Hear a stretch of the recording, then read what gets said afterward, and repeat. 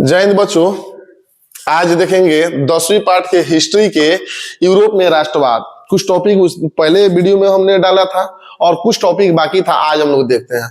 हम लोग सबसे लास्ट में देखे थे कि लुई 16वां की मृत्यु 1793 में सार्वजनिक तौर पर फांसी पर लटका दिया गया और उसके बाद में वो क्लोज वहीं पर हो गया। लेकिन आज देखते हैं कि उसी फ्रांस में, जिस फ्रांस में एक शासन ऐसा था जिसमें राजा का शासन चलता था और वह भी निरंकुश राजा का, फिर वहां पर लोगों ने क्रांतियां की। जब क्रांतियां की तो वहां पर शासन प्रणाली एकदम बिल्कुल प्रजातंत्र के जैसे हो गया, प्रजातांत्रिक हो गया। लोग अपने मस्ती में जीने लगे। तब तक उसी में एक व्यक्ति का आगमन होता है और वह व्यक्ति है नेपोलियन बोनापार्ट।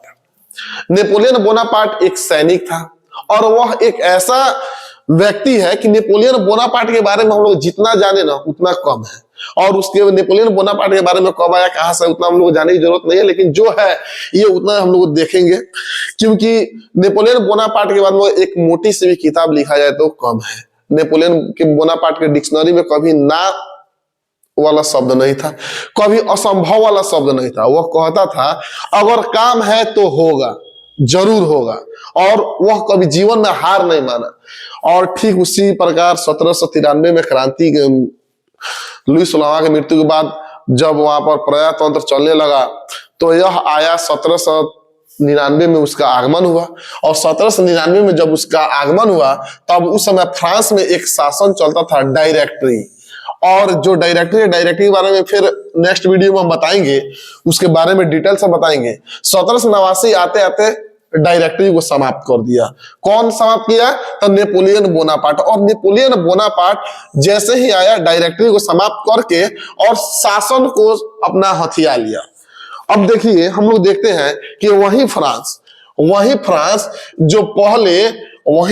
जो पहले राजतंत्र से ग्रसित था और फिर राजतंत्र से लोग प्रजातंत्र बनाए और फिर प्रजातंत्र से अब राजतंत्र पर आने लगा। लेकिन यह लुई 16वां के तरह नहीं था, यह लुई 16वां के तरह बिल्कुल नहीं था। लुई 16वां से बहुत बेहतर था, जिसका नाम है नेपोलियन बोनापार्ट। नेपोलियन बोनापार्ट जो है, जैसे ही 1789 में शासन पर काबिज कर लिया, शासन को अपने हाथों में ले लिया, तो 1804 में फ्रांस का सम्राट बन गया। और नेपोलियन बोनापार्ट 1804 में फ्रांस का सम्राट बना और 1804 में ही नेपोलियन संहिता को लागू किया गया। और नेपोलियन संहिता क्या है? नेपोलियन संहिता एक ऐसा नेपोलियन के द्वारा लिखा गया संविधान था जो वह नेपोलियन संहिता कहलाया, क्योंकि वह संविधान में केवल नेपोलियन अपने से सब कुछ लिखा था और संविधान बहुत ही बेहतर था और वह कोई खराब नहीं था, वह प्रजा के बारे में भलाई में ही था।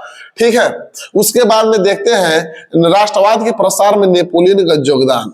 हम लोग देखेंगे कि राष्ट्रवाद के प्रसार में नेपोलियन का योगदान क्या है, तो इसको हम लोग लगभग नेक्स्ट वीडियो में देखेंगे। अभी के लिए इतना ही, धन्यवाद।